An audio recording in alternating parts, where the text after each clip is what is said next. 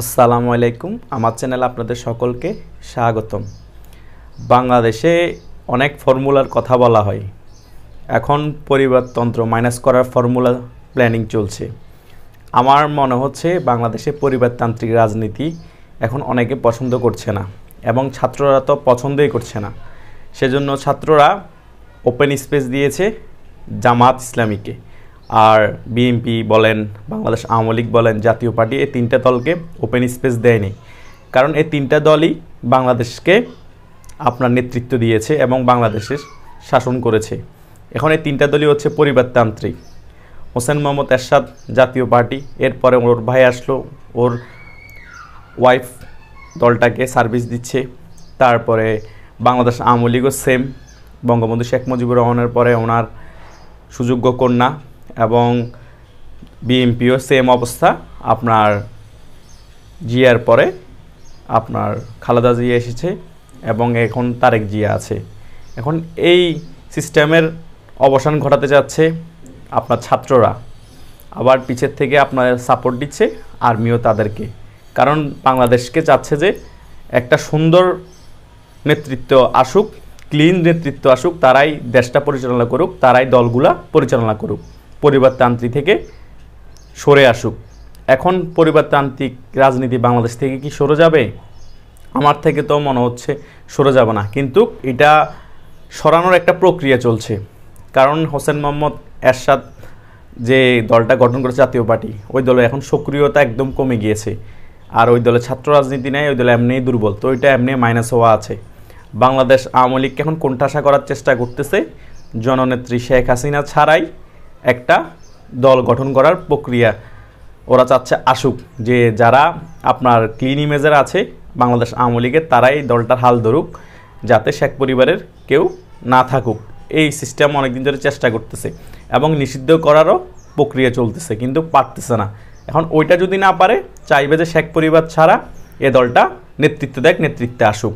আবার বিএনপিরও সেম অবস্থা, তারেক জিয়াকে দেশে আসতে দিতে চাচ্ছে না এবং খালেদা জিয়া পুরাই আপনার নিষ্ক্রিয় থেকেও যেন নাই, মির্জা ফখরুল দলটার মহাসচিব হিসেবে নেতৃত্ব দিচ্ছে।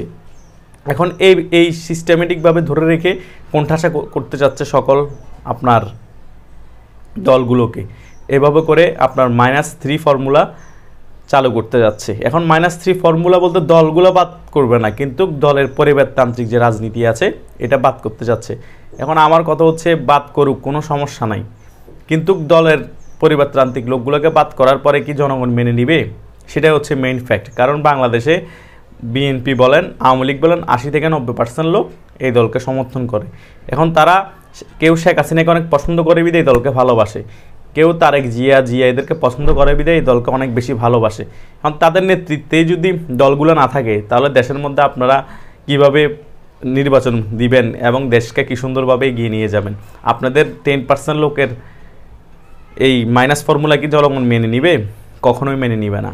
তাই আপনারা পরিবারতান্ত্রিক ব্যাপারগুলা বলেন যে ভোটের মাধ্যমে সভাপতি, সেক্রেটারি, এইসব প্রসেসিংয়ের ব্যাপারগুলা দল নিজে থেকে যদি করে, তাহলে এটা ভালো দিক হয়। কারণ কাউকে মাইনাস ফর্মুলা করে বাংলাদেশে পরিবারতান্ত্রিক মাইনাস করে রাজনীতি আগানো কোনো রকমের সম্ভব না।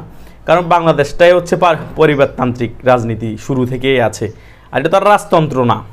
কথা বুঝেন নাই? ওরা জামাতকে স্পেস দেওয়ার মেইন কারণ হচ্ছে জামাতের মধ্যে আপনার পরিবারতান্ত্রিক রাজনীতি নেই, এবং জামাতে যে আমির নির্বাচন হয় তাকেও অনেক প্ল্যানিং করে নির্বাচিত করা হয়, চাইলে আবার আমিরকে চেঞ্জ করে দেওয়া হয়। সে কারণ তারা জামাতকে স্পেস দিচ্ছে। কিন্তু জামাতের রাজনীতির সাংগঠনিক কিছু জিনিস ভালো থাকলো, তাদের অনেক মতবাদ আমাদের পছন্দ না, আবার অনেক জনেরই পছন্দ না। খুব কম সংখ্যক মানুষ জামাতের মতবাদ পছন্দ করে। সে কারণে জামাতকে ওরা স্পেস দিলেও জনগণ অনেক কিছু জামাতের মেনে নেয় না। আর আমাদের এই সরকার বলেন এবং আর্মি যদি পিছের থেকে যদি চাই -3 ফর্মুলা, মানে পরিবার -3 ফর্মুলা, দল না, তাহলে এটা সফল হবে না, আমার ব্যক্তিগত অভিমত। কারণ বাংলাদেশের মানুষ, এই দেশের মানুষ এদেরকে দেখেই রাজনীতিকে ভালোবেসেছে, এদের আদর্শ ধারণ করে। যেমন প্রত্যেকটা আওয়ামী লীগ যারা করে তারা মুজিব আদর্শ ধারণ করে। এখন মুজিবের মেয়ে শেখ হাসিনাকে যদি সরিয়ে আমরা কাউকে দিয়ে নেতৃত্ব দেওয়ান, অনেক দিন মুজিবের শেখ পরিবারে কেউ না থাকে, তাহলে দলটার প্রতি যাদের অনেক ভালোবাসা আবেগ আছে ওইটা চলে যাবে, ওইটা আসবে না, এটাই চাচ্ছে। আবেগ ভালোবাসা চলে গেলে সমর্থন কমে যাবে, এটা হচ্ছে সাইকোলজিতে হিট করা। সেম একই অবস্থা বিএনপির ক্ষেত্র, তারেক জিয়া যদি নেতৃত্ব না দেয়, খালেদা জিয়া যদি নেতৃত্ব না দেয়, ওই দলটার প্রতি যে একটা আবেগ ভালোবাসা জন্মিয়েছে ওইটা মানুষের কমতে থাকবে। কারণ কিছু মানুষ কারো ফেস দেখে, তার আদর্শ দেখে রাজনীতি করে, মানে তার কথার ভঙ্গিমা দেখে।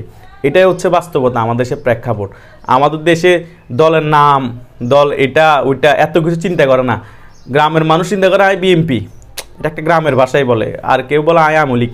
এই ধরনের চিন্তা ভাবনা করে ওরা রাজনীতি করে, শেখ মুজিবের হিসাব করে রাজনীতি করে, জিয়ার হিসাব করে রাজনীতি করে। আর জামাত ইসলাম যে দলটা আছে, এদের রাজনীতি থিওরিটা পুরো ভিন্ন, কারণ এটা একটা ইসলামিক দল। এদের সাথে যারা নর্মালি রাজনৈতিক দলগুলো আছে, সেকুলারিজম বিশ্বাস করে, তাদের সাথে মিল পাবেন না, অনেক ভিন্নতা আছে। সেজন্যই বাংলাদেশ জামাত ইসলাম দেশে সরকার গঠন করতে পারে না, জনপ্রিয়তা কম, কারণ তাদের মতাদর্শের সাথে বাংলাদেশের মানুষের মতাদর্শের মিল খুবই কম। জাতীয় পার্টিও কিন্তু খুব ভালো একটা দল ছিল, ওদের মতাদর্শ অনেক সুন্দর, কিন্তু সমস্যা হচ্ছে জাতীয় পার্টি ছাত্র রাজনীতি বন্ধ করে দিয়েছিল। সেই কারণে তাদের জনপ্রিয়তা থাকার পরও ওই যে একটা ইস্টাবলিশ করা পুরো বাংলাদেশে তাদের রাজনীতিটাকে, ওইটা করতে পারে না, কারণ ছাত্ররা বাংলাদেশের রাজনীতিটাকে স্মার্টলি ইস্টাবলিশ করে। এটাই হচ্ছে বাস্তবতা।